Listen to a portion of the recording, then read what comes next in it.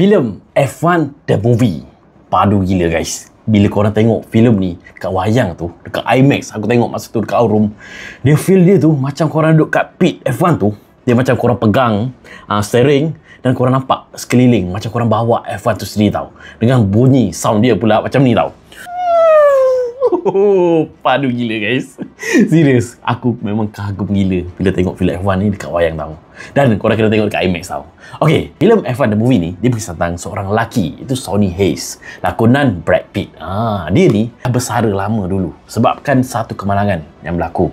Dan lepas dia bersara tu, dekat 20 tahun, dia dipanggil balik oleh member baik dia yang juga rakan yang berlumba dengan dia zaman dulu-dulu tu, zaman 80 aku rasa. Gitulah. Dan kali ni si Sonny Hayes ni dia kena berganding dengan seorang pelumba baru iaitu JP. So macam biasalah anak-anak muda Gen Z ni kan, bila bergabung dengan orang tua ni, dia dengan hormatnya tak ada, dengan bongkak sombongnya, ego dia, diorang ni susah sangat nak berganding. So macam-macam konflik berlaku antara diorang berdua ni, gaduh apa situ sini sebagai. Benda ni memberikan masalah kepada tim diorang ni. Sebabnya tim F1 diorang ni, diorang kena menang tau. Sebabnya sepanjang race untuk tahun ni, diorang kalah direct. Kalah pula yang tepat last tau, tak ada nombor langsung. So macam mana si Sonny Hayes dengan JP ni nak bergabung, nak berganding bahu, nak dapatkan nombor tu, yang tu korang semua kena tengok sendiri filem ni. Okay, apa yang kau best dekat filem F1 The Movie ni?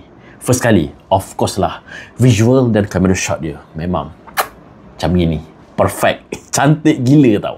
Korang kalau korang tengok filem ni, segenap sudut dalam F1 tu, masa korang tengok berlumba kereta, masa dia berlumba dekat litar tu, dekat depan ada, dekat tayar, dekat belakang dah, aku tahulah dia letak kamera dia macam mana dengan F1 yang laju gila tu dia boleh bawa. Dan korang akan rasa feel dia meremang why. Meremang, serius. Korang akan rasa macam korang duduk dalam pit F1 tu dengan bergegar dia. Kalau korang tengok pula dekat IMAX, memang jadi, memang mantap. Sound dia memang filem ni dibuat, dicipta untuk korang tengok dekat IMAX tau. Korang jangan tengok dekat hall biasa, korang takkan dapat pengalaman ni. Lepas tu dari segi karakter yang dilakukan oleh dua orang watak ni, si JP budak muda dengan si Sonny Hayes ni, memang ngam lah. Bagi aku chemistry diorang ni memang jadi. Dan Brad Pitt memang dia legend, memang diakui. Letak je dia, bagi watak apa akan jadi, jangan risau. Dan korang akan nampak macam mana dia carry filem ni. Dia memang, kalau tak ada Brad Pitt ni, agak sukar ni dengan si JP ni. Aku tak kenal si nama dia, Idris apa dah.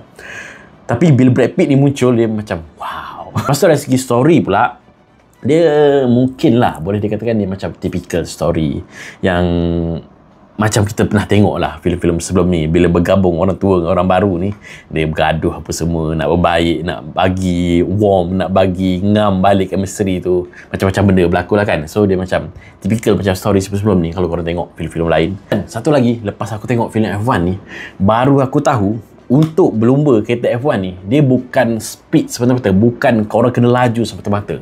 Dia kena ada teamwork, dia kena ada technician yang buat kereta, dia kena ada tayar, kena tahu saiz tayar, kena tahu ketebalan tayar, cuaca macam tu, tayar macam mana. Lepas tu kena tengok arah angin, kena ada strategi macam lawan bola kau, kena susun strategi nak potong pihak lawan kalau kereta slow macam mana. Macam-macam benda yang dia explain dalam ni buatkan aku wow. So, rating aku untuk filem F1 ni, aku boleh bagi 9/10 guys. Komen kat bawah ni, apa kata korang pasal filem F1 ni? Adakah betul-betul memukau mata korang? Dan serius, sekali lagi, korang kena tengok filem F1 ni dekat IMAX tau, baru puas hati. Okay? Komen kat bawah ni guys. Jom!